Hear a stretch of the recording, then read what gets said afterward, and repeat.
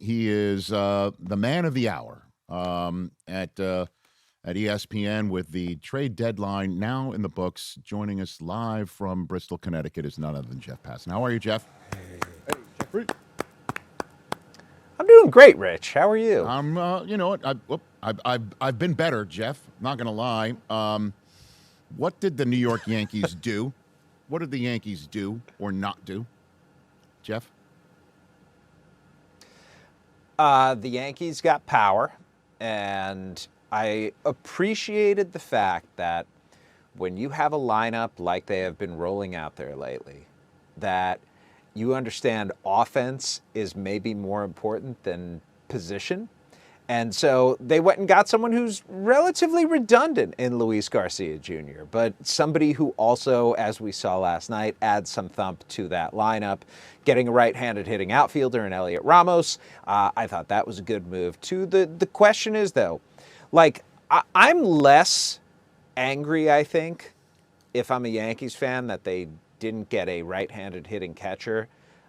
Because they did supplement themselves offensively, and that's really been the vacuum for Austin Wells this year. Defensively, he's been good. Ali Sanchez is very good defensively. I think I'm more concerned that there was not bullpen depth that was added. And I suppose the Yankees can look at things internally and feel like they've got, some buttons to push there, but at the end of the day, I would have liked to have seen at least maybe an addition of a relief pitcher. There just wasn't a whole lot of inventory when it comes to impact out there in the relief market. And so they went light. And going light, I think, in this American League does not necessarily preclude them from still making a run to the World Series. So I don't look at this like it was a failure of a deadline for the Yankees by any means. And I think there's a tendency, Rich, on August 4th or on August 1st or whatever day after the trade deadline to maybe overreact a little. And I think Yankees fans right now who are angry, that's probably what we're looking at. Well, I mean, listen, the Yankees are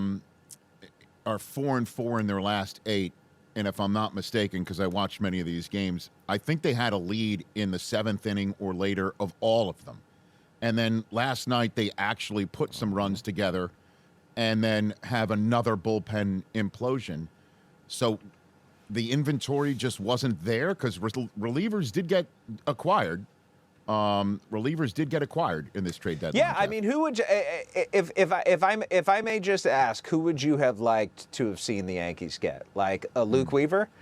Luke Weaver would have fit really well there. And if you're the Yankees, you may say that, hey, the prospect that the Pirates gave up to get Luke Weaver in Sammy Stafora, he's a really good prospect. Shortstop, 20-plus home runs this year. Like, he's a legitimate guy. And should the Yankees be willing to dip into their farm system and do something like that for Luke Weaver? I think it's a little bit tougher with the Yankees-Mets trade. Mm-hmm. Like, there's going to be a little tax that goes on there, so they might have to pay a higher price. I can see the argument 100%. Like, if you think that the Yankees should have gotten Luke Weaver, that's a super reasonable thing to think. And if you're the Yankees, you're asking yourself, well, if the Dodgers are going out and spending prospects on Tarik Skubal, and if other organizations that are trying to win are going out and spending prospects as well, should we? Well, Garcia wasn't cheap. And it was interesting because the majority of the guys who were sent over in that deal were relief pitchers. So clearly the Yankees feel like they can solve the relief issue from within.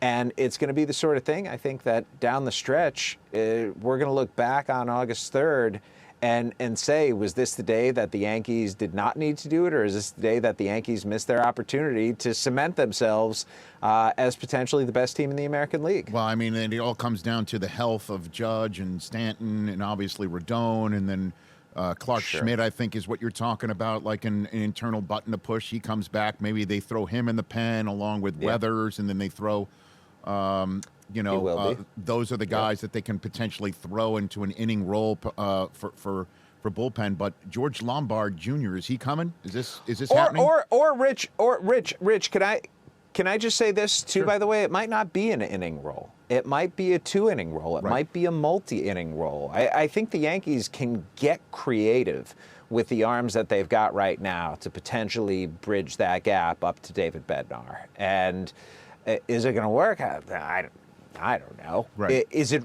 reasonable to think that it could work? Absolutely.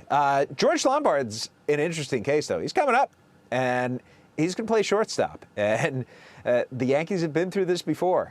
In fact, the last few years, the Yankees have been through this with a young shortstop who arrives with all kinds of hype, and we're going to see how real it is. George Lombard was putting up tremendous numbers in the minor leagues and really fulfilling the potential that he had shown coming into this season.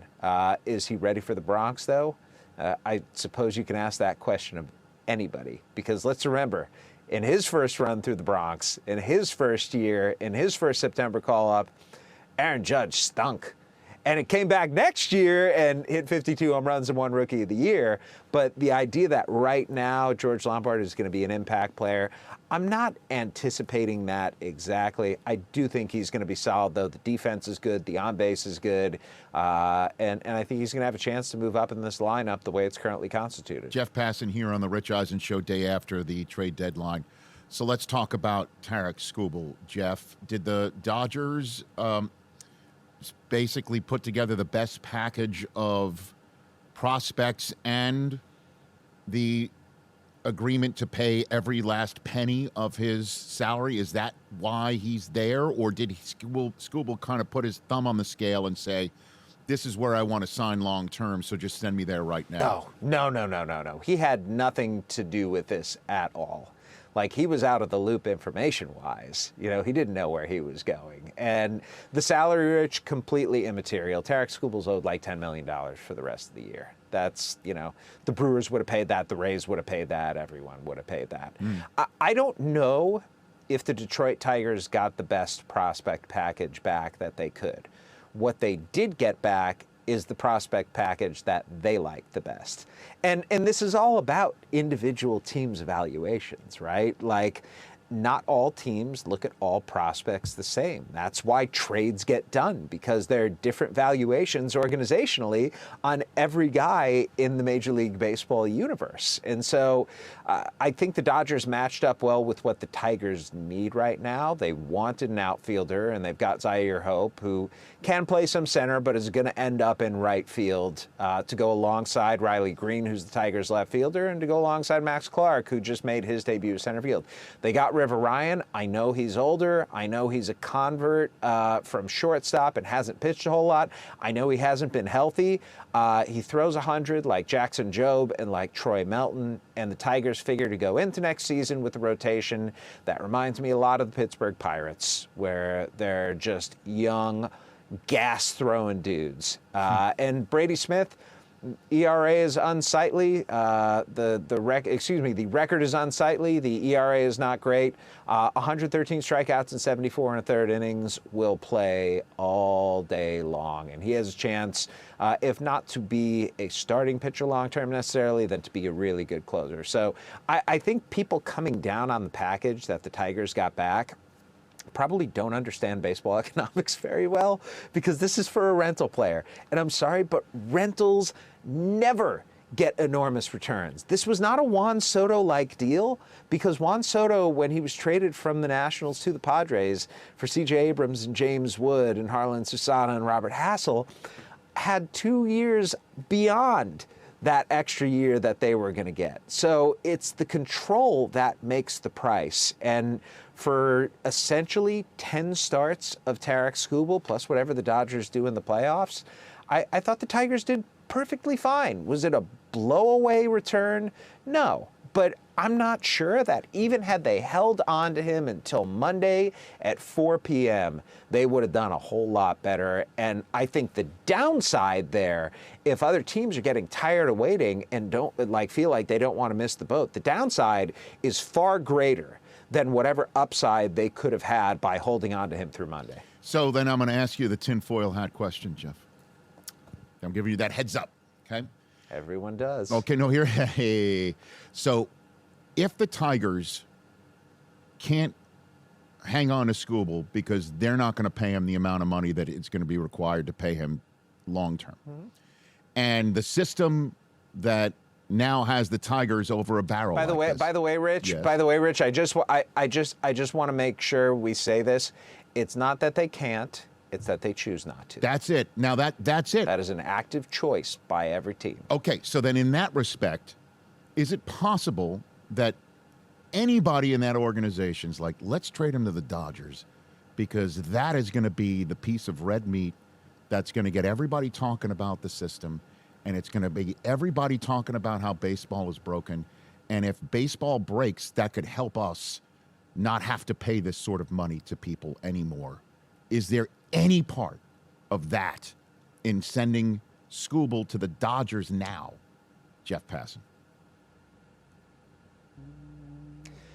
I don't think that this was a grand conspiracy to try and leverage the Dodgers into winning a World Series for a third consecutive season so that fans can then get angry and everyone can say we need a salary cap. No, I don't think that was part of it.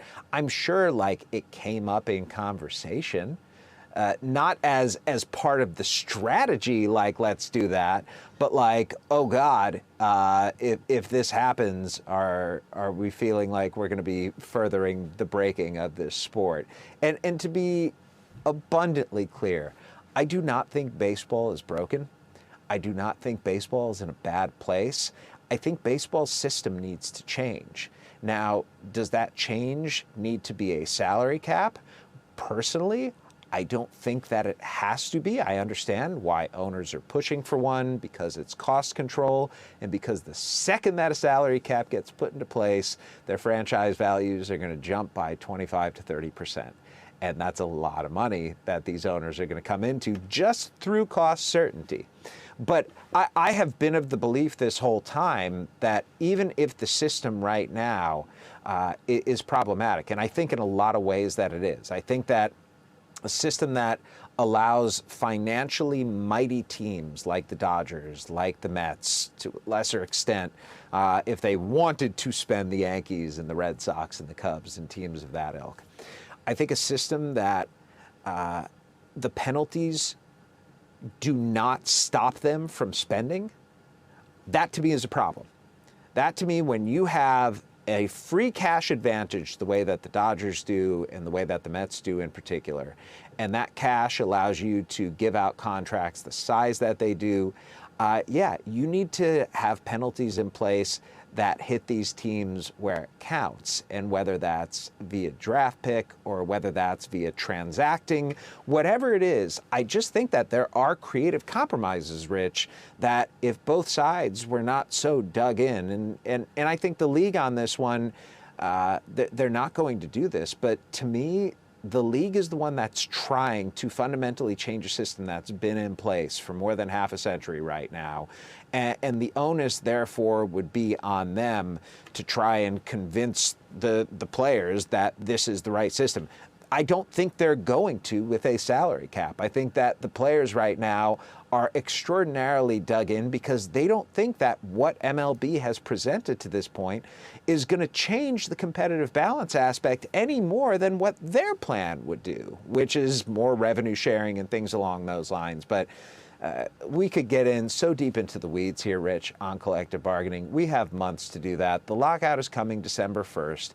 It's going to happen, and we're going to have this period between December and February where pretty much nothing gets done. And hopefully, as spring training approaches, we see some movement, because if not, I worry we could be in for a lot of games missed this season. That would be horrible, certainly since we are seeing it coming. You saying it with such certainty means that we have time to potentially avoid it, but it does sound unavoidable. Certainly when we're having conversations now, Jeff, that this trade is being viewed and discussed as if baseball is broken and the Dodgers have a massive advantage that they just utilized. But your point is other teams, small market teams, Milwaukee, Tampa, would have absolutely paid the $10 million left on Skubal's salary this year. And they also have terrific prospects that they could put on the table. But I think this is an important point to make. What money buys you is the ability to make mistakes. the Dodgers can make mistakes, whether it's in free agency or in trades, and they're okay because they can paper it over with the resources that they've got. The Brewers and the Rays of the world feel like the lifeblood of their organization, Rich, is young talent. It's what they've built themselves around. It's how they've built these juggernauts on such small payrolls, and they want that to continue. And if you're the Rays and the Brewers, and you have I think the Brewers have the best record in baseball right now. The Rays have the third best record in baseball at this point. If you're following a process that has taken you in this world where you have far fewer resources than the majority of the teams, and you are still at the top somehow, I think it's a fair question for those executives who run those teams to ask themselves, why would we deviate from that process when it has taken us to this point? And, the issue that I have with the system that's currently in place right now is I want the Brewers and the Rays of the world, these teams that are so good at what they do, not to be scared at the deadline. I want them to operate with the same sort of freeness that the Dodgers do. And to me, that is the ideal system. It's not a system that constrains what players can make. It's a system that forces some of those teams on the bottom to do more while ensuring that those teams at the top are penalized in a way that's going to actually keep the salaries a little bit closer. It's not a full hard cap like MLB is proposing. It's what the CBT was supposed to do in the first place, which is prevent runaway spending. It has not done that. There are ways to make that happen. Well, and the issue is, too, though, Jeff, is that you've got a team in the Dodgers who are so rich that they can spend as much as they spend on salaries and a salary tax this year, and also have $1 billion committed to 9 players between 2028, when Freddie Freeman starts seeing some of this stuff, and 2046, which is when Blake Snell's last piece of deferred salary. So we got $1 billion in the future, we got $500 million now. And then the other point, though, is, again, every time you take a look at it, you can shift it another way. The Mets have as much money, it does appear. And look at them. They're a hot freaking mess. So the Dodgers do it better with their resources than a team that has similar resources. They can't get out of their own way with the Mets. So I go back and forth about this, that, the other thing, that you got to be smart, but you have to be well-moneyed. And that's the one thing about the NFL, Jeff, and it's so great, is that the Packers and Jacksonville, name anybody that's supposedly in a small market, right?